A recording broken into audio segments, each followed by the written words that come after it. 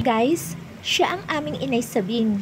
Kilala din siya sa aming lugar bilang si Nanay Sabing, Kaka, at Lola Ganda. O di ba?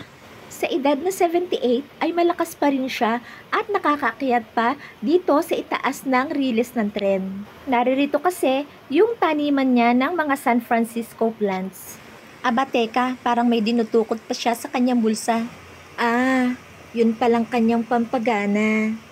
Habang nangunguha ng pananim, ay tinatabas niya rin ang mga damo na nakakasagabal sa kanya. Pagkatapos niya manguha ng pananim, ay bibit-bitin niya na ang mga ito na nakalagay sa sako at dadalhin sa may malapit sa aming bababaan.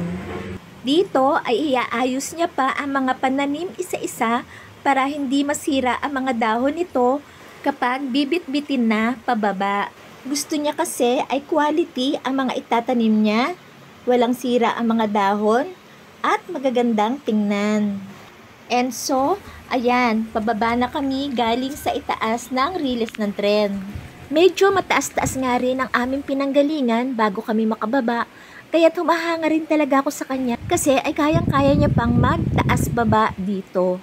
Umaakyat siya lagi kapag ka magpapaugat o magmamarkot at babalik ulit kapag mag-harvest na, tulad ng ginawa niya ngayon. Hihingi lamang siya ng tulong kapag hahakutin na yung mga pinanguhan niya. At heto na nga, magpapahinga lang siya ng konti at mamaya ay handa na siyang magtanim.